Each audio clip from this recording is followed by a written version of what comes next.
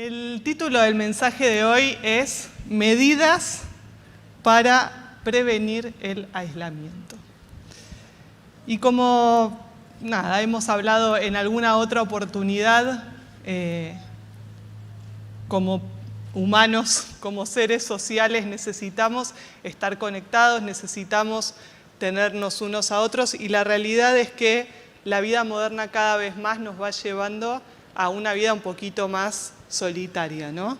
Ya sea porque trabajas desde tu casa, porque vivís solo, porque te mudaste y viniste a estudiar acá o a algún otro lugar. Por las razones que fuera, cada vez más estamos un poquito aislados. Y está comprobado, y hay muchos estudios que lo muestran, que estar aislados, aunque no sea algo que lo hacemos voluntariamente, es algo que nos pone mucho más vulnerables ante la vida, ante las circunstancias, ante distintas cosas que tengamos para enfrentar, ¿no? Y inclusive el aislamiento puede producir, o uno tiene mayor propensión de tener deterioros cognitivos, problemas de depresión, distintas patologías y cosas que por ahí, digamos, uno tenía ahí un poquito latente, y el hecho de estar solos, de estar un poquito aislados, las potencia. Venimos de esta palabra aislamiento, digamos, ya es como casi la palabra que no queremos escuchar, porque justamente el aislamiento fue obligatorio durante mucho tiempo, en Argentina durante mucho tiempo, ¿no? Y fue tanto que todo el mundo está cansado, está agotado de ese aislamiento, está agotado de ese tiempo en donde tuvimos que estar verdaderamente lejos. Sin embargo, muchos hábitos y cosas vinculadas con estar un poquito más desde nuestra casa y demás fueron quedando, fueron permeando en nuestro día a día, y cada vez más, digamos, de una manera mucho más sana que ese aislamiento obligatorio en el que no podíamos ver a nadie, pero cada vez más tendemos a aislarnos. Y también, insisto, como hablamos en alguna otra oportunidad, la soledad y el aislamiento no son problemas de la pandemia, no son cosas solamente vinculadas a lo que tuvimos que vivir en esta pandemia, sino que es un problema social que lleva muchísimos años, ¿no? Mucho tiempo desarrollándose y mucho tiempo dejando secuelas o haciendo estragos entre todos nosotros. Justamente leía esta semana una nota que me llamó mucho la atención. Te voy a citar textual. Dice: muchas personas se sienten socialmente aisladas y solas. El rango de edad donde más se nota es entre los 18 y los 24 años, cuando los jóvenes comienzan a salir de sus casas, de sus entornos conocidos, para ir a la universidad, a trabajar a otras ciudades o incluso a otros países. Estos jóvenes se encuentran en la difícil situación de tener que hacer amigos nuevos, mientras ven a través de Facebook o Instagram que sus antiguos amigos la pasan genial sin ellos. No es coincidencia que para este rango de edad la soledad y el aislamiento sean las mayores causas de suicidio adolescente. Y la realidad es que la soledad no solamente puede suceder en una edad de adolescencia o de juventud, sino que, por ejemplo, los adultos experimentan, ahí según algunos datos, una soledad crónica. El 65% de las personas declaran sentirse solas la mayor parte del tiempo. Entre los grupos de mayor porcentaje de sentimientos de soledad y de aislamiento están todos aquellos que dirigen alguna empresa o tienen cargos ejecutivos. El 50% de las personas que tienen este tipo de roles dicen sentirse solas. Y la tasa de soledad también es alta entre los ancianos, que quizás perdieron a un cónyuge, o puede ser que estén, perdiendo con problemas de salud, perdieron la audición, no pueden estar solos, pero tampoco sus hijos se pueden hacer cargo, y también de a poco van cada vez estando más solos y sintiéndose aislados. La realidad es que la soledad es algo que nos afecta a todos. No es quizás lo mismo soledad que aislamiento, no es lo mismo ese sentimiento de que no importa quién esté al lado, yo siento que estoy sin nadie. Aislarse no es exactamente lo mismo, se trata de cuando nosotros vamos perdiendo de a poco ciertos contactos sociales, pero ambas cosas afectan nuestro día a día. Hay estudios también que muestran que el efecto en la salud de la soledad es equiparable, creo, es equiparable a la obesidad, al alcoholismo y a fumar 15 cigarrillos por día. Y la realidad es que la conexión es la única solución a esta realidad. Quizás vos decís, bueno, bien, si la conexión es la solución al aislamiento, genial, porque yo vivo conectado. Tengo en mi celular cuántas aplicaciones que me acercan a las personas. Hablo con todos mis amigos por mensaje directo, me la paso subiendo posteos y la gente lo comenta y hablo con un montón de personas y por WhatsApp y todo lo demás. Sin embargo, la conexión digital, lejos de hacernos sentir más cerca, nos hace sentir más lejos y más solos. Justamente hay algunos estudios que hablan sobre esto, ¿no? Dame un minuto que los encuentro. Bueno, no los encuentro. No te voy a dar el dato exacto porque no lo encuentro, pero bueno, la realidad es que las redes sociales, como ya también hemos hablado en otra oportunidad, muestran la mejor cara de uno, ¿no? Muestran todas aquellas cosas que uno quiere contarle a los demás. Y eso nos hace pensar que el otro está viviendo una realidad que yo no estoy pudiendo vivir. Y ahora está un poquito más de moda quizás contar ciertas cosas más reales, de cosas que nos pueden estar pasando, de circunstancias que podemos llegar a estar viviendo en nuestro día a día que son difíciles, pero no se termina haciendo desde un lugar de transparencia, no se termina haciendo desde un lugar de superioridad moral, desde un lugar de superación, ¿no? Mirá cómo superé estas críticas que me hacían, mirá cómo superé, en el caso de las mujeres, quizás la crítica a mi propio cuerpo, mirá cómo superé tal o cual cosa, pero no termina siendo un diálogo real, genuino, un diálogo cercano, ¿no? Entonces, estar conectados digitalmente no termina siendo en nuestro día a día la verdadera herramienta que necesitamos para sentirnos cerca, para sentirnos conectados, para sentir que hay un otro que está dispuesto a escucharme. Y también en lo digital se pierde mucho ciertas señas que se dan en el uno a uno, ¿no? Cuando una persona te dice que está bien, pero la mirás a los ojos y te das cuenta que no está bien, que hay algo que le está pasando, cuando te das cuenta que su sonrisa no está transmitiendo alegría, cuando te estás dando cuenta en ese diálogo que hay algo que te quiere decir y no se está animando a decírtelo. Hay muchas cosas que desde lo virtual vamos perdiendo y por eso la conectividad digital no termina acercándonos. Justamente buscando también algunos consejos y demás, hay una revista de medicina que encontré 10 consejos que me parecieron bastante divertidos como unos consejos para mantenernos saludables y prevenir el aislamiento, ¿no? Consejos que nos ayudan justamente a evitar esta pandemia global que es la soledad y el aislamiento en este tiempo. Y te los voy a leer. Dice, mira, por ejemplo, encuentre una actividad que disfrute. Retome un viejo pasatiempo o tome una clase para aprender algo nuevo. Conozca a sus vecinos, puede divertirse y conocer a personas con intereses similares. Programe tiempo todos los días para mantenerse en contacto con sus familiares, amigos y vecinos, al menos a través de llamadas telefónicas o mensajes de texto. Hable con personas de su confianza y comparta sus sentimientos. Sugiera una actividad para ayudar a sustentar y fortalecer las relaciones existentes. Manténgase físicamente activo, no se olvide de hacer ejercicio en grupo, únase a un club o a caminatas o haga ejercicio con algún amigo. Encuentre una organización religiosa donde pueda profundizar su espiritualidad y participar con otros en actividades y eventos.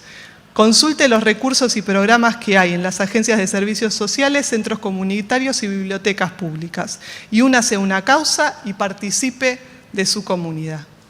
En otras palabras, la medida más efectiva y recomendada para prevenir el aislamiento es: venga a la iglesia, sea parte de esta comunidad e involúcrese en el servicio. No hay medida más perfecta que la que nuestro Señor dejó establecido ya hace mucho tiempo, ¿no? Ser parte de esta comunidad, ser parte físicamente de esta comunidad, tener una causa, poder involucrarnos en el servicio, ser parte de esto tan hermoso que el Señor nos regaló. Pero, ¿sabes? En nuestro día a día muchas veces las acciones nos llevan un poquito a aislarnos, ¿no? Nos van corriendo de este sentido de familia, de este sentido de comunidad, de esta construcción colectiva que hacemos entre todos.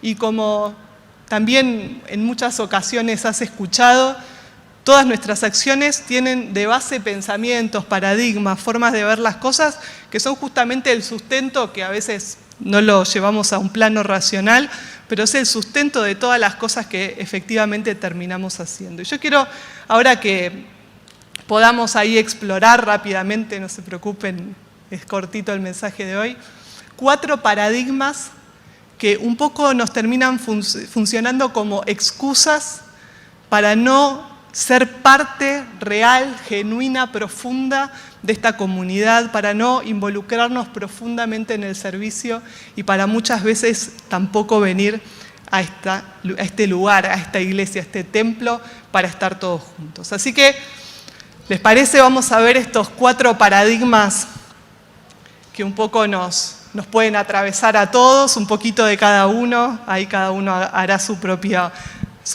introspección y el Espíritu le mostrará. El primer paradigma tiene este pensamiento de fondo. Yo me congrego en la iglesia del centro, a veces voy al culto y a veces lo veo desde casa, ¿no? Ese es el paradigma del espectador. La realidad es que si vos ves el culto desde tu casa o acá, es como seguir siendo un espectador, ¿no? Porque vas a ver un culto, ¿no? Y más vale que valga la pena la adoración y el mensaje, porque si me moví hasta acá, si hice este viaje, si me tuve que cambiar, que bañar, que subirme al colectivo y venir hasta acá, más vale que el culto esté bueno, porque si no, la próxima no vengo. Lo veo desde casa. Y con el tiempo, no solamente te congregas desde casa, sino que, bueno, como por ahí tenés alguna actividad, lo ves un poquito más tarde. El culto empezaba a las 8, pero bueno, en lugar de a las 8 lo veo a las 9, porque así entonces, bueno, comemos con nuestros amigos y después tengo tiempo para ver el culto, ¿no? Y después con el tiempo por ahí, ni sábado ni domingo termino pudiendo y lo veo en la semana, porque igual da más o menos lo mismo, ¿no? Total es un culto que, ¿cuál es la diferencia de verlo el sábado a las 8 o el martes a las 3 de la tarde? Es lo mismo. Y con el tiempo, igual, ¿para qué voy a escuchar a Lucía? ¿Por qué no escucho a Dante Gebel, que está en no sé dónde, en Texas de Estados Unidos, y tiene un mensaje que está tanto mejor hecho y armado, ¿no? Y con el tiempo se disipa, se deforma toda la idea de comunidad, de congregación, ¿no? La verdad es que a veces me cuesta entender cómo las personas que, bueno, se congregan virtual, se congregan en una iglesia en otro lugar con una comunidad que desconocen, y digo, ¿qué será congregarse, no? ¿Cuál será la definición? Porque no creo que ni de diccionario, ¿no? Mirar el culto, ofrendar. Bueno, la palabra nos habla de esto. En Hebreos 10, del 23 al 25, dice lo siguiente: mantengamos firme la esperanza que profesamos, porque fiel es el que hizo la promesa. Preocupémonos los unos por los otros a fin de estimularnos al amor y a las buenas obras. No dejemos de congregarnos como acostumbran a hacerlo algunos, sino animémonos unos a otros, y con mayor razón ahora que vemos que el día se acerca. Todavía no vi un culto yo acá, en este pasaje. A veces hablamos de congregarnos como congregarse es venir al culto, ¿no? Como venir al culto, sentarnos y ver. Y la palabra todavía en este espacio, en esta porción en donde habla de congregarnos, nunca mencionó un día en donde va a suceder alabanza, adoración y una prédica en una plataforma. La realidad es que el mensaje nos habla de mantener firmes la esperanza, de preocuparnos unos por otros, de estimularnos en amor y en buenas obras y en no dejar de congregarnos, sino que animarnos unos a otros. Es decir, no dejar de ser comunidad, no aislarnos, no corrernos para atrás y ponernos en ese lugar de espectador en donde necesito algo, que me den algo nuevo, esa sed que nunca se sacia de consumo, de ver cuál es la palabra que hoy me puede hacer sentir un poco mejor, qué canción es la que tocó mi corazón o qué canción es la que me despertó y me hizo sentir bien por un rato. Salir de esa lógica y entendernos como comunidad, ¿no? Estar en la iglesia, es servir, es animarnos, es ser parte de esta comunidad. Eso es congregarnos. No es nada más venir a una reunión, sino que es ser parte de esta edificación. Me encanta ahí en 1 Corintios 3:10 que dice lo siguiente. Dice, según la gracia que Dios me ha dado, yo, como maestro constructor, eché los cimientos y otros construyen sobre ellos. Pero cada uno tenga cuidado de cómo construye. En otras palabras, cada uno se hará responsable de su obra, de su tarea de edificación en medio de esta comunidad. En unos minutos va a pasar Hernán, el pastor Hernán, que lleva adelante toda la obra de Crecer, que se hace durante toda la semana para la gente del barrio, ¿no? Y si lo vas a ver como, bueno, a ver quién ayuda a Hernán, bueno, a ver quién le da una mano, pobre Ernie, que no tiene gente ahí para hacer las cosas, de vuelta nos ponemos en el lugar de espectadores.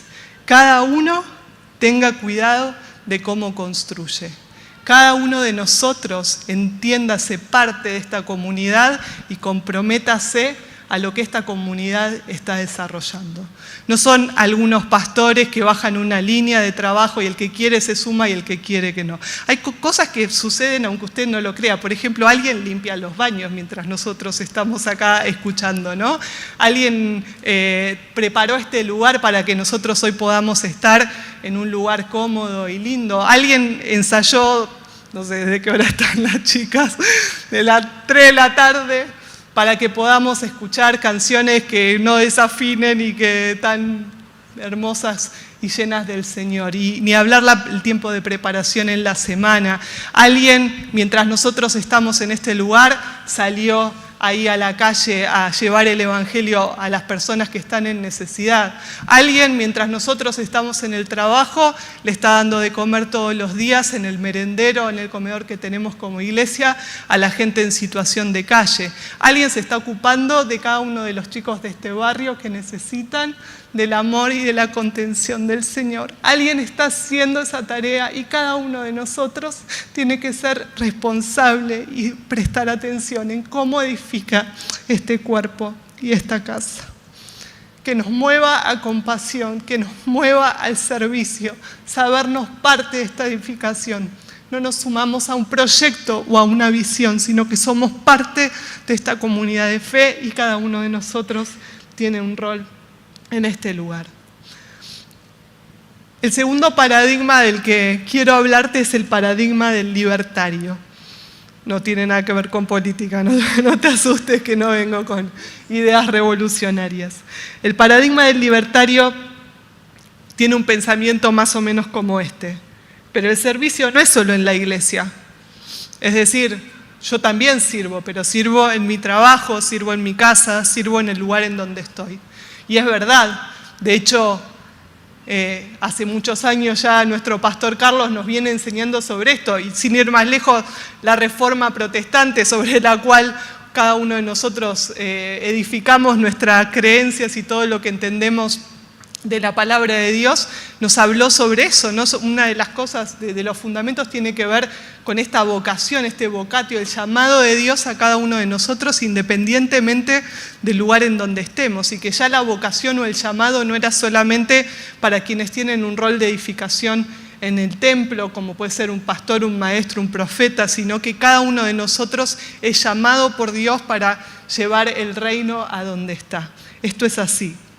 Sin embargo, atrás de ese pensamiento muchas veces está este otro.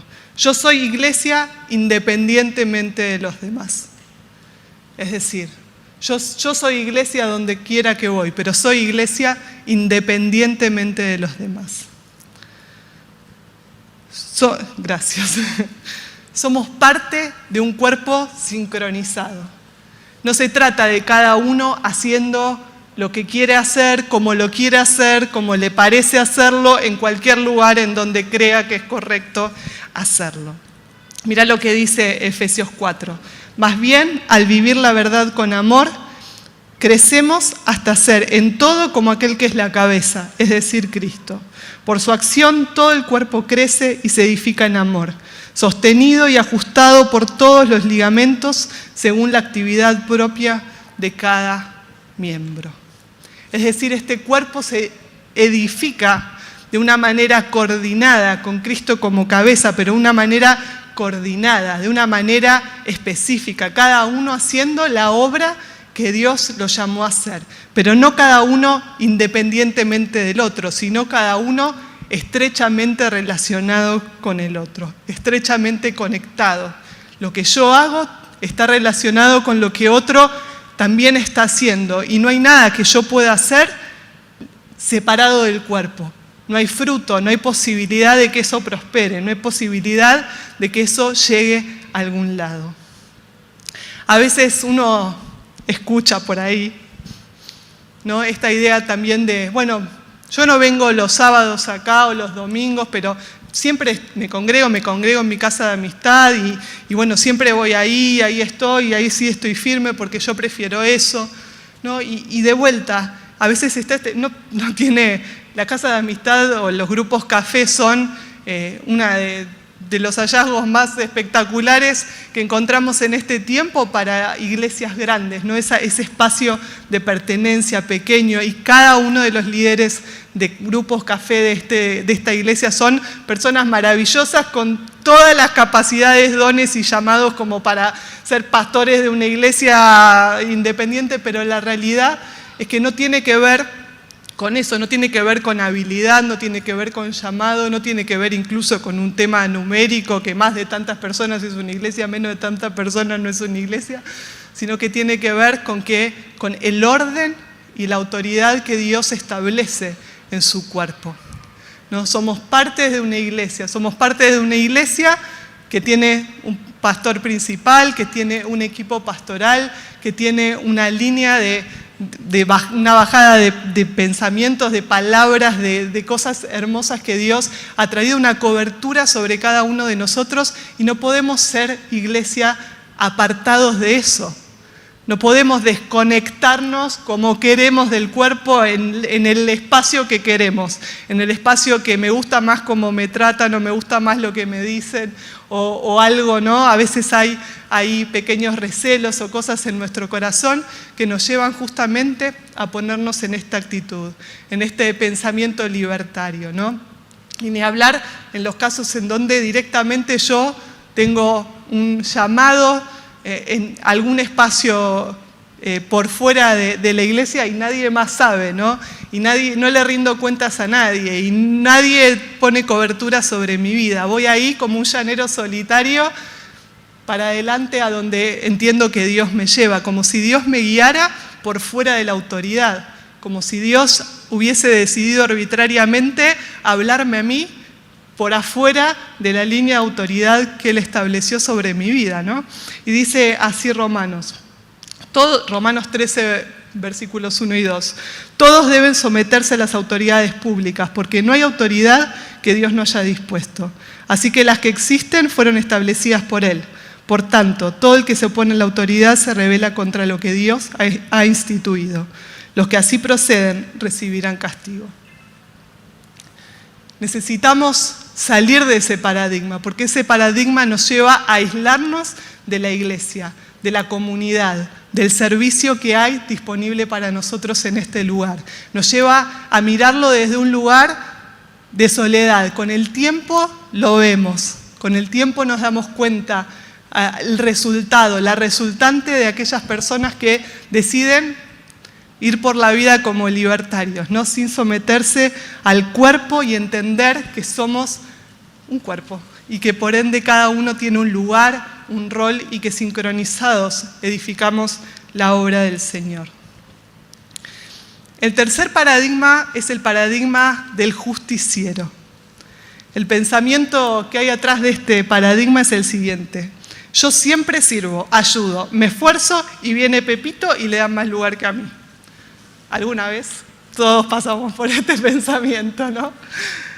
Que es el pensamiento de la meritocracia, como me lo merezco yo, con lo que me esforcé. Esta idea de que todos deberíamos tener las mismas oportunidades y que quienes lleguen al lugar que fuera van a llegar ahí por mérito, es decir, por los esfuerzos que hayan hecho, por las cosas que hayan demostrado a lo largo de su paso. Hay un autor muy conocido, es un profesor de Derecho de Harvard, que ahora es como un rockstar de las charlas TED, que tiene un libro llamado La tiranía de la meritocracia. Y él dice algo muy interesante, y es que para empezar es imposible pensar en igualdad de oportunidades. No es una utopía, digamos, no existe. Nadie nace en la misma familia, no tiene los mismos recursos, no conoce a la misma gente, no va a los mismos colegios, no tiene las mismas ventanas de oportunidad. Uno buscó trabajo el lunes, el otro el miércoles, y la oportunidad laboral salió el miércoles y el del lunes se quedó sin ella, ¿no? Nadie tiene las mismas oportunidades. Y por otro lado, en este pensamiento meritocrático hay una idea del que llega por sus méritos, llega por sus logros. Y gracias a su esfuerzo logró el éxito, vamos a poner ahí entre comillas un poco esa frase. Lo que quiere decir que el que no llega porque no hizo lo suficiente para llegar. Y esta idea establece una lógica de ganadores y perdedores, de los que ganaron porque hicieron las cosas bien y los que perdieron porque no hicieron lo suficiente. Y eso no tiene nada que ver con el reino. Jesús combatió este pensamiento. Lo hizo en una oportunidad a través de la parábola de los trabajadores del viñedo, en donde le pagó lo mismo a los que habían llegado temprano y habían trabajado todo el día que a los que habían llegado al final. Y los trabajadores que habían trabajado todo el día dijeron, pero ¿cómo puede ser? Yo estoy desde la mañana tempranito acá levantando uva, no sé qué sé yo, un viñedo calculo que hay que levantar uva, cortar ramas, ¿no? Y ahora vienen esto, trabajaron 1 hora y les pagás lo mismo, ¿no? Y ahí el labrador dice, yo a vos te prometí 10, te pagué 10. ¿Cuál es tu queja? ¿No? Lo que te dije, lo que te prometí, el llamado que te di, lo que dije que iba a hacer con tu vida, lo hice. ¿Cuál es tu queja? Y en otra oportunidad también la madre de Santiago le dice a Jesús que a sus hijos, Santiago y Juan, les dé un lugar de honor cuando estén en su reino, ¿no? Cuando en tu reino, por favor, a estos sentátelos cerquita y dales un lugar de honor. Y Jesús le contestó muy duramente a este pensamiento. Él le dijo, para ustedes será diferente. El que quiera ser líder entre ustedes deberá ser sirviente. Y el que quiera ser el primero entre ustedes deberá convertirse en esclavo.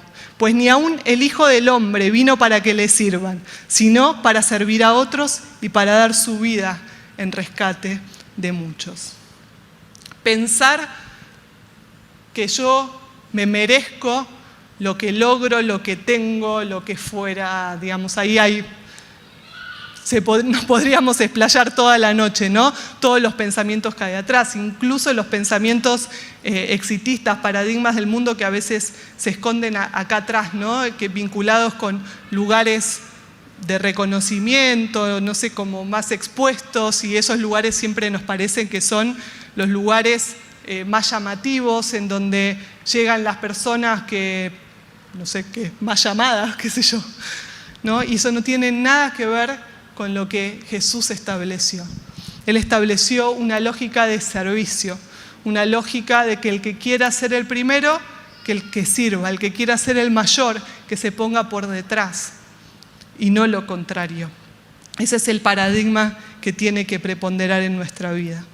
Hagan lo que hagan, dice Colosenses, trabajen de buena manera, como para el Señor y no como para nadie en este mundo, conscientes de que el Señor recompensará los recompensará con la herencia. Ustedes sirven a Cristo el Señor. Nuestro servicio no es para ningún hombre, es para Él. Y eso deberíamos recordarlo cada mañana. Y el cuarto paradigma que muchas veces está entre nosotros y nos lleva a aislarnos es el paradigma del victimario. Nadie me habla, no me dan los horarios, me anoté y nadie me llamó, nadie escucha mis sugerencias. También todos por momentos estamos ahí un poquito en esto, ¿no? Obviamente nos encanta que nos escuchen, que nos llamen, que nos hablen. Tampoco son cosas que estén mal en sí mismas. Pero hablo de este pensamiento de fondo, ¿no? Esta lógica de que soy la víctima, que el otro no hizo, que alguien no hizo, que alguien no estuvo a la medida, a la altura, ¿no? Que acá no hay amor y que los líderes no me llaman y que yo quiero servir y no me dan lugar, y, ¿no? Como esta lógica que uno ve de víctima, ¿no? Como de alguien que está como a la expectativa que le den, que lo promuevan, que le ofrezcan y todo lo demás. Y no me sorprende que algún reclamo pueda ser genuino porque, digamos, por lo menos por mi parte, reconozco mi humanidad absoluta y mis falencias y la gracia de Dios sobre mi vida, así que no tengo ninguna duda que alguien que pueda decir esto sobre mi persona tiene toda la razón del mundo. Pero necesitamos salir de esa dinámica, necesitamos salir de ese lugar de dolor y de resentimiento y ponernos en un lugar de construcción, de protagonistas, de parte de estos edificadores de este cuerpo, como parte de los miembros que edifican, que construyen, que transforman, que hacen su trabajo, que hacen su rol y que en lugar de aislarse levantan la voz, llaman por teléfono, dan el primer paso, cambian la realidad. Vos sabés que hace un tiempo,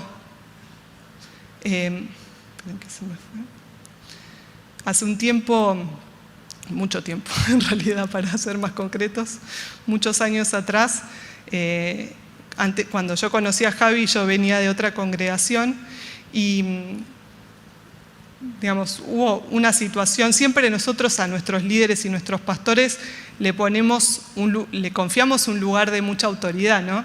Y muchas veces hacen un rol que suple algunas carencias que nosotros pudimos haber tenido, ¿no? Siempre el pastor es como un papá y la pastora es como una mamá y cada líder hace un poco ahí, juega algún rol que muchas veces suple carencias que nosotros pudimos haber tenido en nuestra vida. Entonces, tuve en lo particular, no voy a entrar en detalle, pero una situación, sí quiero hacer un paréntesis y decir, estoy hablando siempre de liderazgos sanos, ¿no? No estoy hablando de liderazgos de personas que pueden hacer algo con tu vida que no está bien, ¿no? No hablo ni de abusos, ni de ninguna otra situación que uno tiene que denunciar, digamos, no hay ningún pastor, autoridad ni nadie que pueda hacer algo que dañe tu integridad de ninguna manera, ¿no? No fue lo que me pasó para nada, estoy hablando de una situación que nada que ver, que me lastimó mucho, que me dolió.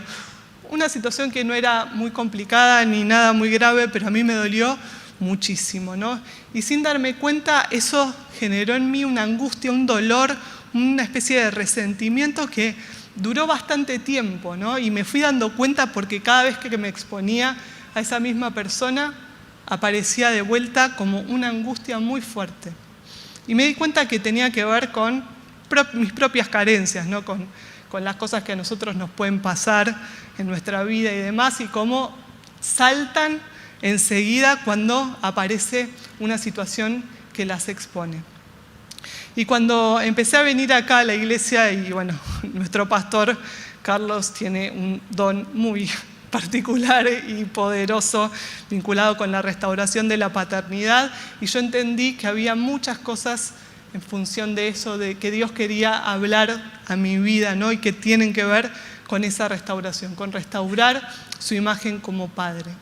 Y por supuesto que en el transcurso de ese tiempo y mientras tanto, esas figuras pastorales hacen ese rol de padres, ¿no? Cubren muchas de esas cosas. Pero en un momento nosotros tenemos que entender que son, como dice la palabra, ayos, que son las ayudas que Dios utiliza para que podamos conocerlo a Él, para que podamos saber que Él es nuestro Padre, saber que a Él servimos, que nuestro corazón esté sano y ya no estemos siempre doliéndonos por el que no me llamó, el que no me miró, el que no me dijo, el que le pedí no estuvo para mí, que podamos vencer esto definitivamente y ser restaurados por el amor del Padre. Amén. Ninguno de nosotros está exento de aislarse, ¿no? Ninguno de nosotros está por fuera de alguno de estos paradigmas. Tenemos que tener cuidado y no dejar que pensamientos y miradas de este mundo nos alejen de la única solución que Dios puso para cada uno de nosotros. Y quiero cerrar diciéndote esto: cada uno tenga cuidado de cómo edifica.